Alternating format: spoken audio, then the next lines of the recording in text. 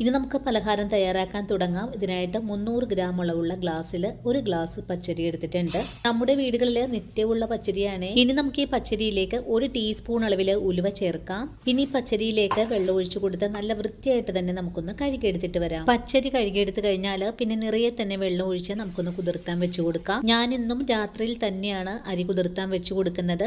ഇനി അരിയിലേക്ക് 3/4 ഗ്ലാസ് അളവിൽ ചോറും ആവശ്യത്തിനുള്ള ഉപ്പും കൂടി ചേർത്ത് നല്ല പോലെ ഒന്ന് മിക്സ് ചെയ്തെടുക്കുക. അതിനുശേഷം അരി കുതിർന്ന് വരാനായിട്ട് രാത്രി മുഴുവനും ഞാനൊന്ന് മൂടി മാറ്റി വെക്കുകയാണ്. ഇനി രാവിലെയാണ് നമ്മൾ ഈ അരി ഒന്ന് അരച്ചെടുക്കാനും പോകുന്നത്. നിങ്ങൾക്ക് ഈ ഒരു സ്റ്റെപ്പ് രാവിലെ അരി കുതിർത്തി വൈകിട്ട് അരച്ച് വെച്ച് രാവിലെ തയ്യാറാക്കാൻ പറ്റുന്നതാണ്. ഇപ്പോൾ രാവിലെ ആയിട്ടുണ്ട്. നമുക്ക് ഈ അരി ഒന്ന് തുറന്ന് നോക്കാം. നല്ലവണ്ണം തന്നെ കുതിർന്ന് വന്നിട്ടുള്ള അരി ഒരു മിക്സിയുടെ ജാറിലേക്ക് മാറ്റിയിട്ട് നമുക്കൊന്ന് അരച്ചെടുക്കണം.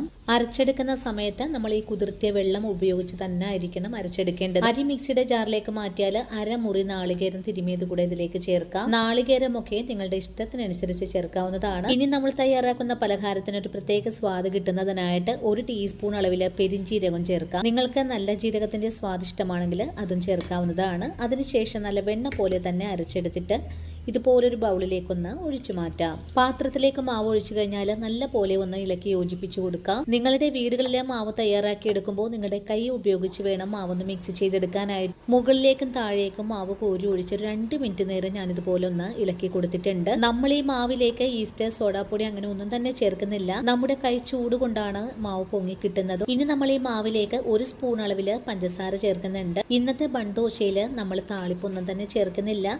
പഞ്ചസാര കൂടി ചേർത്തിട്ട് വീണ്ടും നല്ലവണ്ണം ഒന്ന് ഇളക്കി യോജിപ്പിക്കുവാണ്. ഈ ഒരു പലഹാരം തയ്യാറാക്കി എടുക്കുന്നതിനായിട്ട് മാവ് നല്ല കട്ടിയായിട്ട് വേണം നമുക്കൊന്ന് അരച്ചെടുക്കാനായിട്ടും. മാവ് മിക്സ് ചെയ്ത് കഴിഞ്ഞാൽ പിന്നെ നമുക്ക് ഈ മാവ് പൊങ്ങി വരുന്നത് വരെയും ഒന്ന് റെസ്റ്റ് ചെയ്യാനായിട്ട് മൂടി വെച്ചു കൊടുക്കാം. മാക്സിമം 1 മണിക്കൂർ കൊണ്ട് തന്നെ നമ്മുടെ മാവ് പൊങ്ങി കിട്ടുന്നതാണ്. അങ്ങനെ 1 മണിക്കൂർ കൊണ്ട് തന്നെ നമ്മുടെ മാവ് നല്ല പോലെ തന്നെ പൊങ്ങി വന്നിട്ടുണ്ട്. ഇനി പ്രത്യേകിച്ച് ഈ മാവിലേക്ക് നമുക്കൊന്നും തന്നെ ചേർക്കേണ്ട ആവശ്യവും വരുന്നില്ല. നിങ്ങൾ രാവിലെ വെള്ളത്തിൽ അരി കുതിർത്തി വൈകിട്ട് അരച്ചു വെച്ച് രാവിലത്തേക്കാണ് തയ്യാറാക്കുന്നതെങ്കിൽ